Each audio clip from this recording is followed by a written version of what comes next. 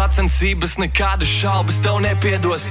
Mēs esam formā un tev parādā. Tad mēs esam ļoti īšajā skaistā saulainā tādā iekšpagalmā, ķieģeļa eklektiskā arhitektūras stilā. Man jau likās, ka nevar tas tā būt vienkārši. Tāpēc, ka tas ir kultūras piemineklis. Prieks. Nāc, ejam. Tik daudz esmu ļāvis kādam būt pārākam par mani. Prātā viena doma, laikam šodien jāuzvar.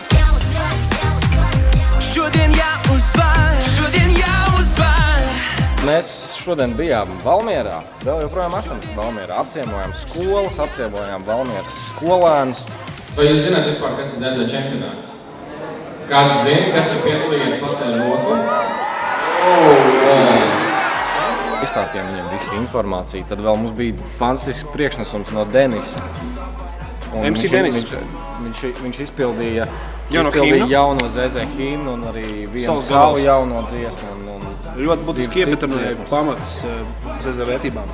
Valmieriešiem rīktīgi patika. Viņi visi tur nāc līdzi un dziedāja pat. Sekot līdz ZZ čempionātu pulsa vai pieredzēties, darto būs grūti, būs jautri. Viens liels garš piedzīvojuma periods priekšā. Jā, mēs uzdevām arī jautājumus Viktorīnas, visiem patīk Mīkls minēt, to mēs tā kā izmantojām un tā kā vienkārši tāpatās bija atbildes jautājumiem, tā kā Pieglītis ar pantiņu. Kas ir brīvības pieminekļa autors? Labi, rekurs kvietļauju. Jā, Kārlis Zāle. Tieši tā. Bija arī cilvēki Googlā ātri mācēja arī orientēties, tas noderēs arī ZZ čempionātā viņiem.